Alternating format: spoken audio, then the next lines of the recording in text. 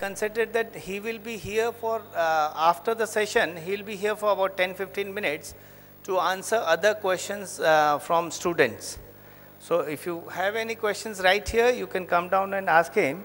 And one more thing, he has said that his mail ID is raj_s_mehta12@yahoo.com. raj_s_mehta12@yahoo.com. So if you have any questions, you can mail him the questions. The question from Meenal Gondkar, a student of Mahakal Institute. Once I have heard from Sam Manekshaw, sir, that leaders are not made, but they are born as a leader. Is it true?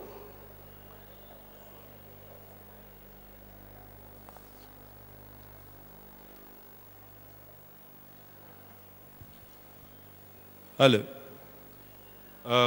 Young lady, thank you for asking that question. In fact, I was personally present when General Manekshaw made that statement in a lecture. And I wonder whether it is possible you might have heard him wrong. Because the known belief throughout the world is that leaders really are not born, but they are made. And they are made in the crucible of hard work, dedication, energy, determination, junoon, passion, just about everything that you've heard from Sir and to an extent by myself. There used to be an earlier myth that, and this probably happened at the times of kings and emperors, that some people were nobly born and therefore they were born to be kings and to be leaders. But we all realize the futility or the absurdity of that remark in today's reality, that such things don't really happen. To give you one example, I, as an army officer, do not belong to a political party and have no intention of belonging to one either. But look at Rahul Gandhi. He is from a royal lineage as of today. But the country is not going to accept him as a leader unless he proves his credentials.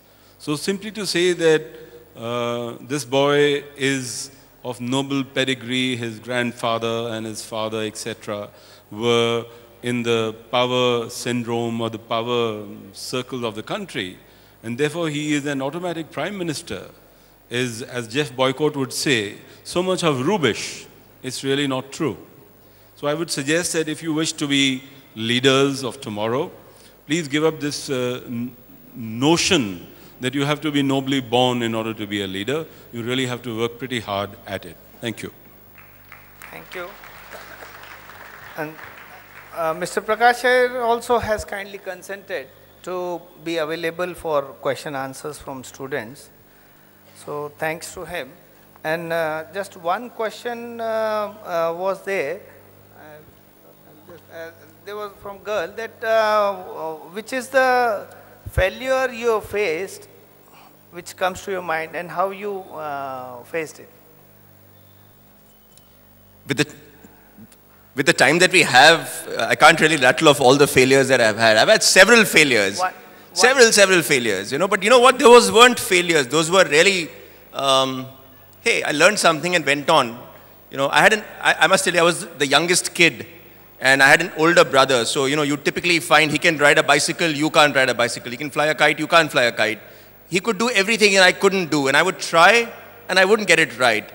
But I guess you learn over there that, you know what, your time will come if you stay with it. And the trick is to ensure that you don't actually give up in a hurry. So trust me, if someone says he hasn't seen failure, you know, doesn't happen. We all see failures, but most of the secret lies in converting that failure into a learning opportunity and trying to get better from there. And that's a great way to look at it, I think. So. Thank you. I request the session chairman, Rakesh Jain, to come and propose vote of thanks. Namaskar.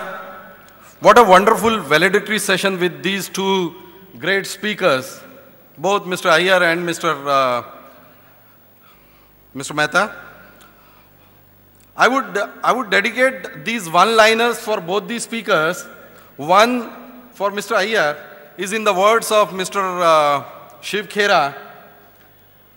The way you explained the habit of winning is winners don't do different things, they do things differently. And that is what makes them the habit of winning.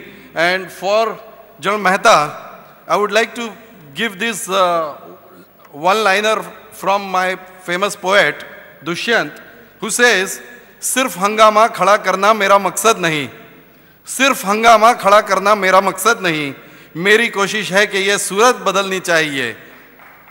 Thank you so much. Thanks to the speakers and thanks to the audience. Thank you so much. Just one thing before the close, we have had a pencil sketch artist, Mr. Tiwari. He has been sketching for all the speakers, and just the last of the thing, so he would like to present himself.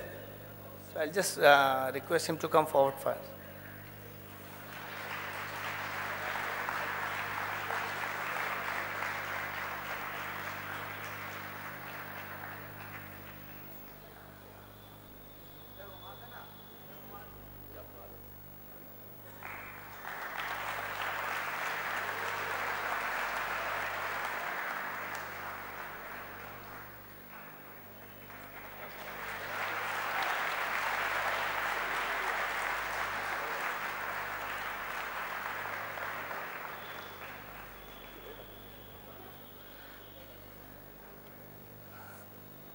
As a token of remembrance, I request Mr. N.L. Soni, Director, Indo Management Association, to present a memento to Mr. Prakash Iyer.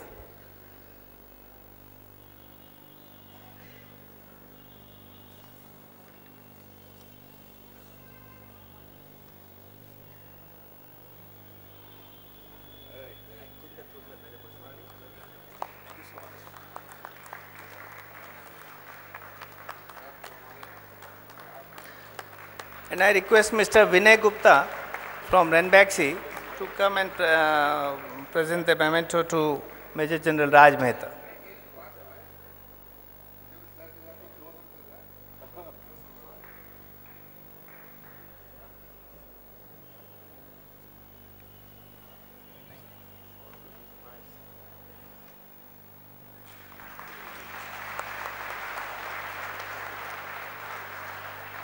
Thank you, everyone. And we come to the conclusion of this 20th edition of Indore Management Association Convention Conclave, International Management Conclave. The only one word I have is sayonara, till we meet again. Thank you.